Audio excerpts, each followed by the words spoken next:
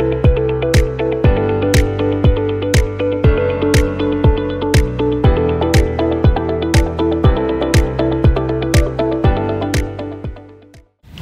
datang ke episod terbaru YPSM Ice Podcast, pesan dari Antartika, suara sains dari kutub untuk masa depan Malaysia dan juga dunia. So hari ini kita bersama dengan penyidik kita yang baru sahaja balik daripada ekspedisi Antartika bersama Turki. Beliau menjalankan kajian tentang ecotoxicology of Latinate elements.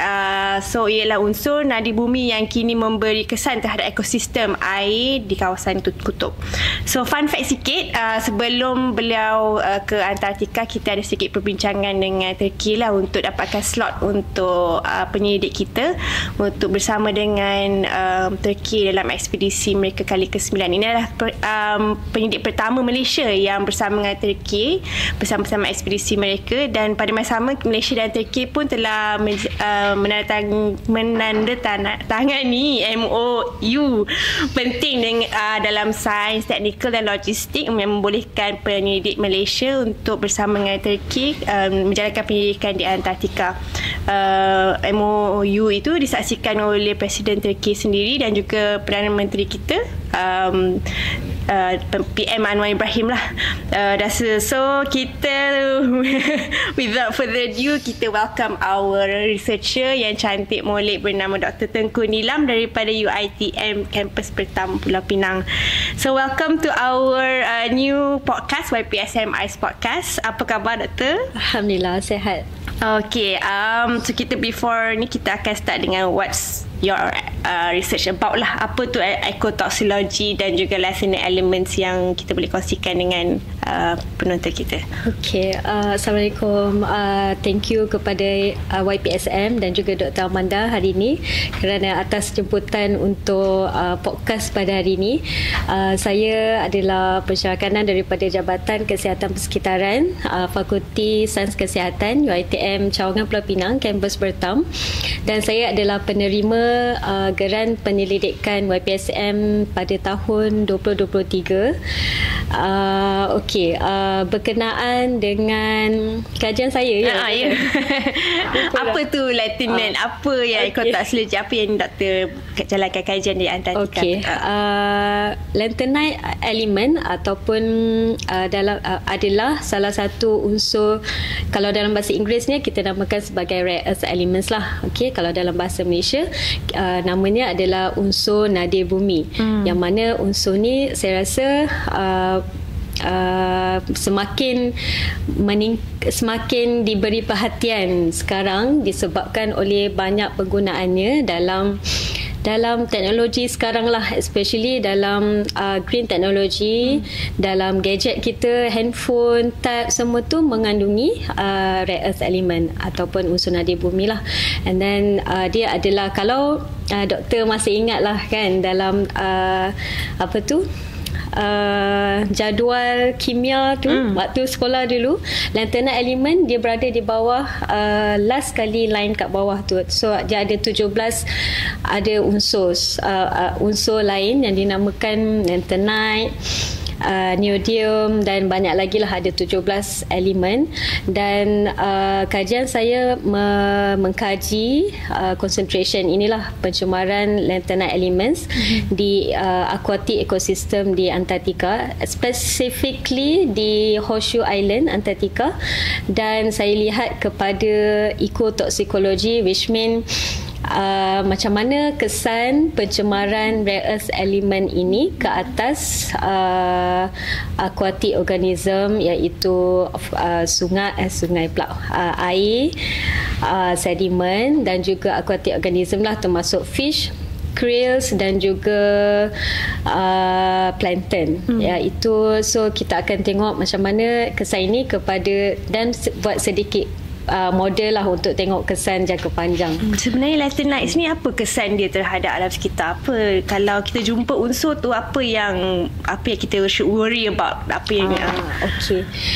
Lanthanide ni dia macam logam berat. Okey, logam berat kita tahu ada macam lead, plumbum, iron, cadmium, magnesium, ferrum, semua tu kan. So lanthanide dia lebih kurang sama, cuma lanthanide ni dia sedikit sensitif dengan keadaan persekitaran. So untuk kita lepas kita dah collect sampel and all, kita mesti memastikan that disimpan dalam suhu yang tertentulah supaya dia tidak mudah dioksidiskan dengan keadaan persekitaran, suhu, oksigen and all. So lanthanide ni mungkin dia masih dalam kepekatan yang sedikit lah, tapi kita tak boleh memandang ringan tentang ini sebab kita tak nak berlakunya episod seperti sewaktu Industrial Revolution, waktu World War I dulu, Perang Dunia Pertama, di mana waktu tu kita penggunaan banyak elemen lead, saya tak silap, dalam industri lah. So boleh menyebabkan penyakit itai-itai. So kita tak nak benda tu episod yang sama berlaku. So that's why kajian ini boleh dijadikan sebagai baseline lah untuk menghasilkan satu standard pelepasan unsur nadi bumi ke persekitaran supaya tidak mencemarkan alam sekitar dan aquatic organism.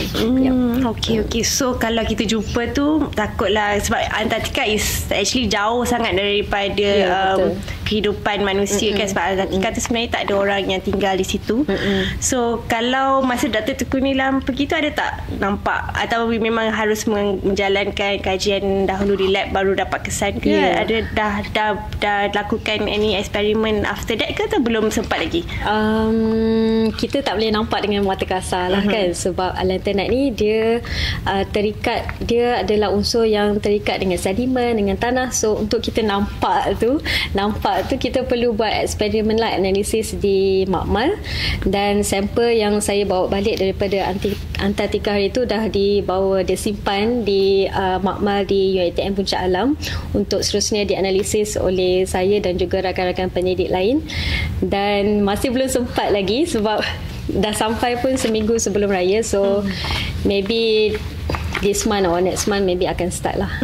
Cakap seminggu sebelum raya Dr. Tengku Nilam sampai ke Malaysia balik. So Dr. Nilam masih dekat Antartika tu sempat berpuasa raya di Antartika? Ya, sempat. Tapi sebenarnya waktu tu adalah saya rasa dalam minggu ketiga dah di sana. So leader waktu tu Dr. saya tak ingat dah nama dia, doktor apalah ya, daripada leader adalah daripada Turki punya researcher lah kan, Dr. Atalia, Dr. Atila. Dia menyarankan sebab kita perlu collect sampel di field kan. So kita takut kalau puasa, takut dapat efek kesihatan, dan kita tahu kat sana tak ada hospital and all kan. So tapi ada hari yang saya cuba juga puasa, cuma keadaannya sejuk, so macam tak terasa sangat lah kot kan. Lapar tu cuma dahaga je lah. Dan Alhamdulillah waktu kat sana, since Antartika dia tak ada waktu dia sendiri tau. So kita follow waktu solat dia, kita follow waktu yang berhampiran, country yang berhampiran, iaitu di Chile lah. So saya follow Punta Arenas punya waktu solat. So maghrib pada waktu tu pernah 9.30 malam baru maghrib, and then pukul 12 dah isyak, and then subuh tu dalam pukul 4. So macam jarak masa untuk kita boleh makan tu sedikit saja kan. So that's why lah leader Dr. Atila and semua penyidik lain risau lah, takut ada gastrik ke apa kan. Walaupun kita di atas di research waktu tu, research station tu ada doktor, medical doctor yang follow, tapi mungkin Yelah, kita bawa ubat-ubatan yang biasa sajalah. Kalau ada gastric something, risau juga kan. So digalakkan boleh untuk puasa, tapi digalakkan untuk taklah macam tu, supaya tidak efek kepada kesihatan kita dan tak menyusahkan semua orang lah kan. Okay. Dr. Tengku Nilam kena travel from Malaysia to Antartika tu very long distance lah, mungkin ambil masa 40 jam kalau tak silap, 15,000 kilometer jauhnya, dan pergi seorang-seorang lagi. So I know you have your own fears hari tu sebelum you went, and then so boleh ceritakan sikit tak pengalaman tersebut daripada Malaysia sampai ke Antartika tu? Okay, orang ramai nak dengar jugalah your own personal experience lah. Saya rasa Dr. Amanda pun tahulah the back story kan, betapa takutnya saya juga, sebab this is my first time lah travel alone, and then pergi ke Chile pula kan. Chile adalah country yang macam siapa nak pergi macam kalau tak ada urusan kerja, kita takkan pergi ke sana kan. So perjalanannya jauh. Chile daripada Malaysia, transit ke Dubai, and then transit ke Sao Paulo, Brazil, and then kemudian ke Santiago, Chile. Lepas tu barulah ambil local flight ke Punta Arenas. Punta Arenas ni adalah gateway yang ataupun tanah yang paling dekat lah dengan Antartika kan. So kalau anyone yang nak pergi Antartika, dia mesti melalui Punta Arenas dulu. So along the way tu, di airport tu, of course lah, sebab kita dah bawa saya nak bawa balik water sample, ikan, krill and sediment. So saya bawa satu cold box yang besar 20 liter punya. So dengan luggage sendiri juga, dengan luggage sendiri kan. Macam selain daripada kesusahan nak bawa troli tu, and then di Santiago dan di Punta Arenas, diorang English dia tak macam mana, dia tak guna sangat English tu, dia guna bahasa Spain.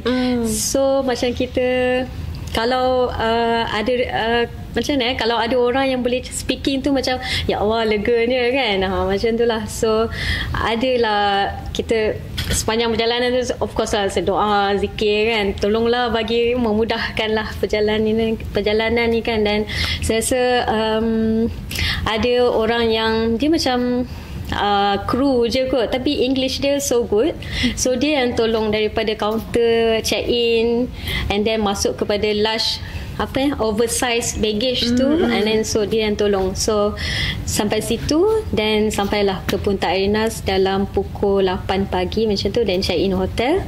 Dan bila dah check in hotel tu, leader daripada Turki, Dr. Atila inform kita kena extend pula sehari sebab weather tak okay untuk fly into the Antartika. So extend sehari. And then okay, kita dah extend sehari kan, kita dah macam book satu hari hotel. Saya nak extend satu hari kan, dah bayar semua. Okay, kita fly in today. Macam tu. So macam ke apa tu? Ada bagi masa lah. Ya, masa dan budget tu lah budget kan. So sebab kalau kita tak fly in today, kalau kita esok lah leader tak boleh ke? No, kalau kita nak macam tu, then another 10 days pula kita tak tahu the weather, nak fly in fly out to Antartika tu macam mana. So kalau hari ni tak boleh nak esok lah, lusa lah, sebab saya dah check in hotel kan. Tak boleh. So rugi satu malam dekat hotel tu. Okay.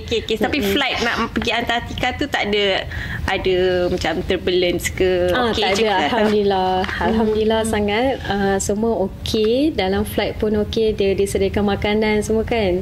And then the leader and also ada researcher daripada Turki pun sangat helpful jugalah. So waktu saya first time, and then ada juga yang dah 5 kali pergi Antartika. So benda ni tak ada apa kan. Kita yang first time ni macam berdebar and also excited juga. So they all memang sangat membantulah.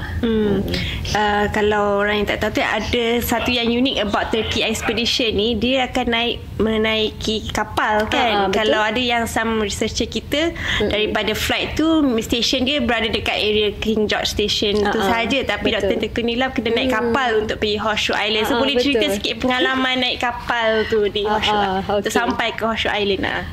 Daripada Punta Arenas kita naik flight lah ke King George Island. Ada juga researcher yang saya rasa saya tak ingat siapa yang pernah pergi ke Antartika itu, dia naik kapal daripada Punta Arenas. So dia perlu melalui kawasan yang berombak kuat.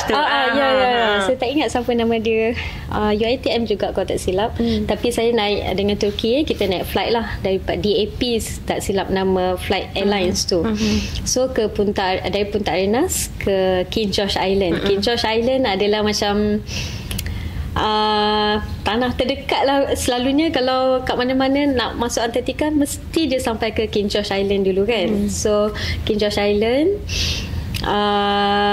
lepas tu and then landing punya kapal terbang pun tak ada pun jalan tar, dia macam jalan berbatu-batu je. So bila kapal terbang tu landing memang itulah kan. And then lepas tu okay.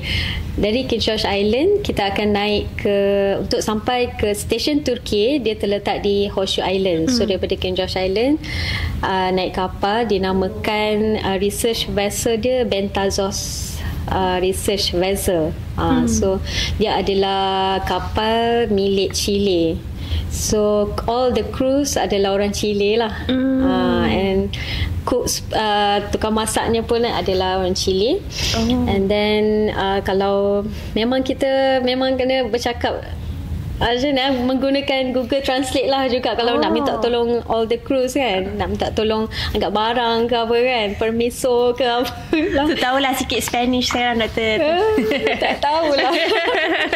Tapi ada internet ke untuk Google Translate? Yang bestnya Turki ni dia menyediakan internet, tapi sangat-sangat limited, 1 gig sahaja sehari. Kalau 1 gig tu kan apa je lah, kalau buka satu dokumen dah habis dah. Dia punya kuota kan. So the next day pukul 12 malam baru je akan renew balik. Macam tu. So memang kita guna untuk WhatsApp family dengan maybe rakan-rakan pendidik Malaysia lah kan. And then kita tak tengok lah social media ni sangat.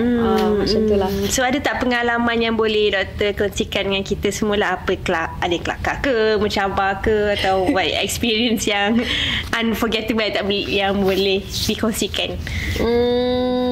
Dari segi stay kat atas kapal tu nice. The crew sangat-sangat baik lah. And then of course yang paling penting kat atas kapal tu makan kita kan. Sebab coach ni adalah orang Chile. So cakap ni Spain. And then makanannya adalah Chilean food lah. Chilean food. Dia macam okey lah, adalah sehari 2 dapat makan pasta, spaghetti kan. Yang lain-lainnya macam kacang yang dipuri kan, and then soup. Dia macam tu dia punya Chilean food tu. So macam tapi kita terima je lah kan. And then of course saya pun ada bawa juga makanan daripada Malaysia macam ready to eat kan. Tapi sebabkan diorang memang sebab kapal dia kecil, so orangnya dalam 20 orang lebih. Tempat dining area pun kecil. So diorang ada buat timetable lah. Okay, room ni makan dulu pukul 7.30 sampai pukul 8. Kejap-kejap je. Dia tak boleh lama. And then pukul 8 group lain pula makan. 8.30 group lain pula. So breakfast, lunch, dinner dia ada jadual masing-masing lah. Ada jadual masing-masing. So nice lah. Cuma kita tak termakan lah ready to eat kita tu, sebab semua dah tersedia. And then kita nak makan pun macam macam mana, sebab diorang dah sedia kan. Macam tak cantik, macam segan juga nak keluarkan makanan sendiri. Betul-betul. And then dia tak ada, kita tak boleh masuk dia punya dapur untuk panaskan at all. Okay. So macam kita makan je lah. Okey je lah. Dia punya bilik dengan keadaan tu macam mana kan Doktor? Bilik satu bilik ada orang roommate. Roommate saya adalah dari Dr. Salma daripada Turki, Dr. saya tak ingat seorang lagi, tapi dia dari Turki juga, and then ada seorang student PhD daripada US, Andrea nama dia. So okey lah. Sempit je, double decker, katil, and then satu lorong sikit, and then satu meja study je. Selalunya kita tak guna pun meja study tu sebab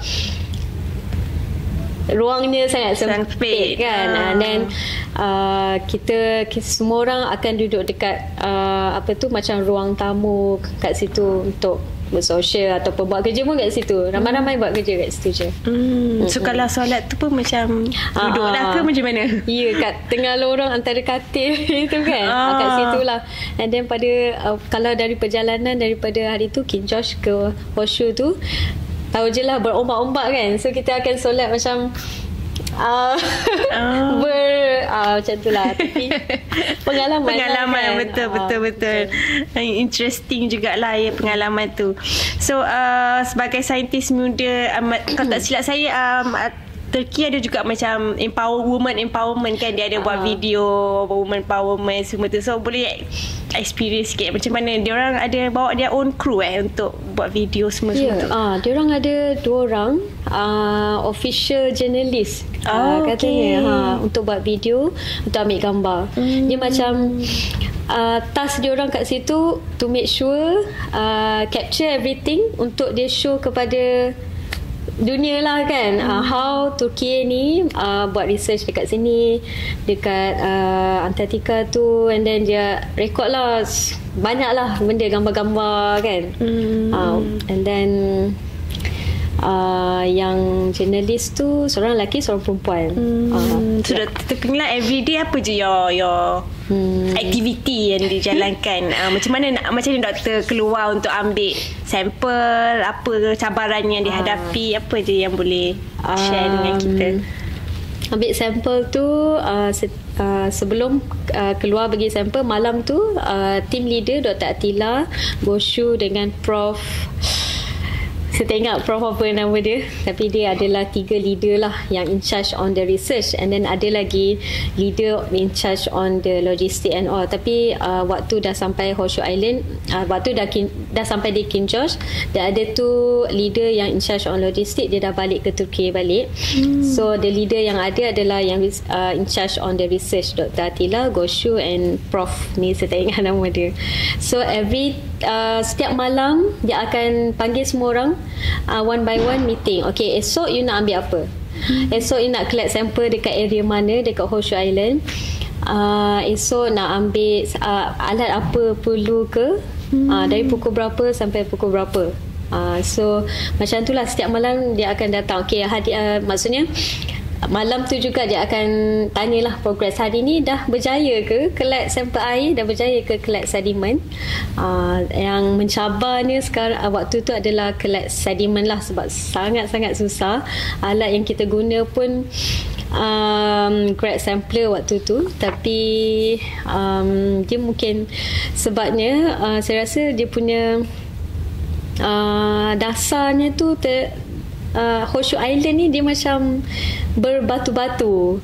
So dasar dia tu ada batu kerikil yang sangat besar. So untuk kita grab the sediment menggunakan grad sampler tu agak susah lah. Kena try banyak kali, and then tahu je lah nak menarikkan air dengan tanah tu kan.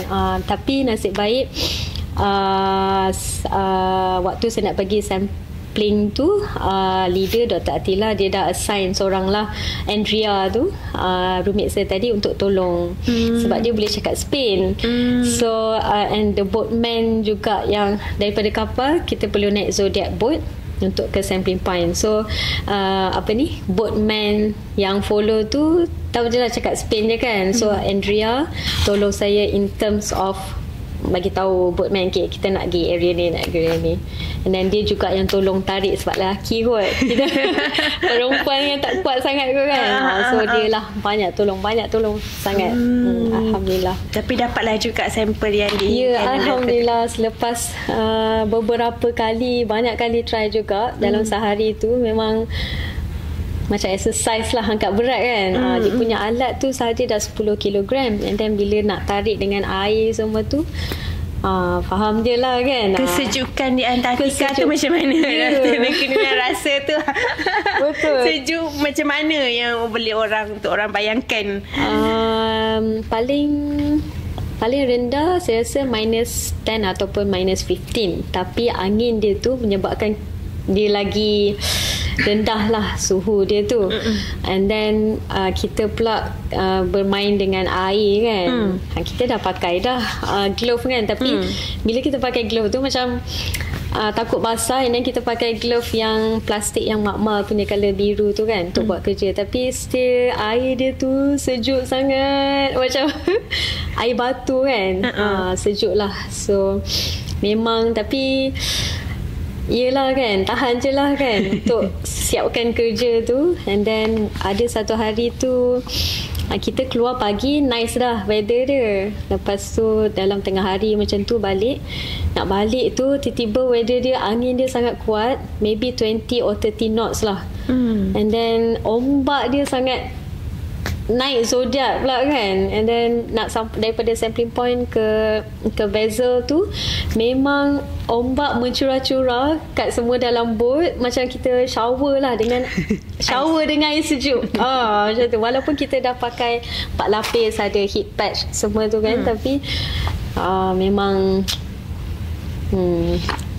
pengalaman tak terkata kan. Tapi nice. Tapi alhamdulillah. Tapi so daripada research Dr. Tengku Nilam nanti tu, apa rasanya yang impact from your research that you want to share with others? What do you think the outcome will your research be? Okay, kita tahu rare earth element Antartika ni tak ada industrial pun kat sana kan. Yang ada cuma research station yang bawa researcher daripada all over the world untuk buat research kat sana. So kenapa kita nak kaji rare earth element tu? Dia naturally ada dalam environment, maybe in the rocks, in the sediment kan, the soil. However, rare earth element ni can be Antarctic can be polluted with the rare earth element disebabkan oleh bawaan daripada neighbouring country. Maybe daripada Argentina ke Australia, ataupun maybe sejauh China. Kita tahu China adalah pengeluar utama rare earth element, and then rare earth element ni dia boleh dibawa melalui atmosferik, melalui sea water, dan boleh sampailah ke Antartika. So kajian saya ni mungkin boleh jadikan satu baseline lah kan, pencemaran rare earth element, dan boleh dijadikan, mungkin kita boleh jadikan satu model ataupun standard lah dalam in future dalam discharge of rare earth element dalam environment. Okay, so apa yang kita boleh lakukan as researcher kalau yang pergi sana? Apa yang kita boleh lakukan untuk minimize the pencemaran tu? Ada ke something yang macam jangan bawa atau jangan cemarkan cara-cara dia lah? Ada ke cara yang patut disampaikan untuk orang macam keep aware of it? Okay, saya rasa kalau rare earth element ni mostly adalah dia punya main source-nya adalah industri lah kan. And then kalau pencemar lain tu, saya rasa dari segi mungkinlah daripada wastewater ke kan, ataupun sisa pekerja kan. Kita tahu Antartika sekarang sangat pesat dengan tourism activity. Saya kat sana jumpa 2 kapal tourism yang besar tu, besar tu, and then saya nampak diorang kayaking, hiking kan. So disebabkan itu mungkinlah daripada situ boleh juga membawa pencemar yang kita tak tahu kan. Kita So podcast kita kan tajuk dia pesan dari Antartika. So apa pesanan Dr. Tengku Nilam pesanan dari Antartika yang dibawa macam research yang Dr. Tengku Nilam lakukan di Antartika? So apakah pesanan khas Dr. Tengku Nilam untuk semua orang? Saya rasa kita jagalah alam sekitar kita kan. Whoever you are, sama ada orang biasa ke ataupun pemilik industri besar ke kecil ke, make sure kita follow the law and regulation lah kan. Macam kat Malaysia kita tahu kita ada standard sendiri, iaitu macam water quality kita ada National Water Quality Standard, and then untuk industrial pula kita ada Industrial Effluent Standard A and Standard B. Betapa spesifiknya kita ada Standard A, Standard B, Standard A, which is kalau industrial tu located dekat upstream river kan, kalau Standard B ada downstream. So follow the law and regulation lah, make sure effluent yang kita lepaskan ke environment tu follow ni lah, kualitinya sesuai dengan environment supaya tidak merosakkan. And then sebab benda tu nampak je kat Malaysia kan, it can be transboundary punya pencemaran, mungkin boleh sampai ke Antartika later, mungkin dalam masa tak tahu berapa lama kan. So jagalah alam sekitar kita kan. Okay, untuk penyidik-penyidik yang baru nak, mungkin undergrad students ke yang baru nak berminat dalam pola research ni, mungkin Dr. Tengku Nilam nak share sedikit ataupun nasihat sedikit lah kepada mereka yang nak menceburi dalam bidang penyidikan di pola. Okay, banyak je peluang yang ada kan. And then selalu you all pelajar-pelajar semua, okay, undergrad ataupun postgrad, boleh je selalu check out YPSM punya website, sebab banyak info-info macam fellowship ataupun attachment kan, dengan ada countries yang mempunyai station di Antartika. Contohnya baru-baru ni saya juga menggalakkan student master saya lah untuk apply fellowship attachment dengan Korean station Kopri selama 3 bulan, tapi masih menunggu keputusan ni lah, hopefully dapat lah kan. Okay. And then kita boleh mula dengan macam tu lah. And then untuk build the connection dengan orang-orang Antartika community ni, dia kena slowly macam tu kan, build the connection tu. And then last kali kita boleh join diorang, sebab kita di Malaysia kita tak ada station kan. So macam the way macam mana kita nak pergi Antartika, ramai orang tanya macam mana nak pergi Antartika ni kan. The way nya kita build connection dengan countries yang ada station kat sana, especially yang dah lama dah buat research ni. Macam Korea je ada lebih kurang 8 station dekat Antartika, 8 station tau. And then China lagi banyak lah, US pun banyak. So build the connection.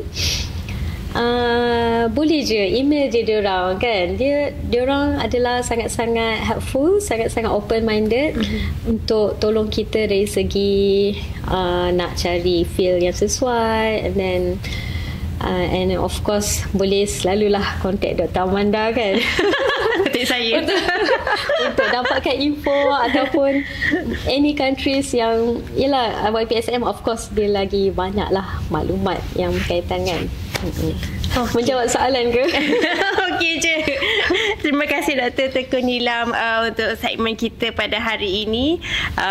Untuk semua, boleh juga hubungi Dr. Tengku Nilam kalau if you need more further information on her research ataupun pengalaman yang Dr. Tengku Nilam jalankan. Mungkin nak collaborate bersama dengan Dr. Tengku Nilam in the future.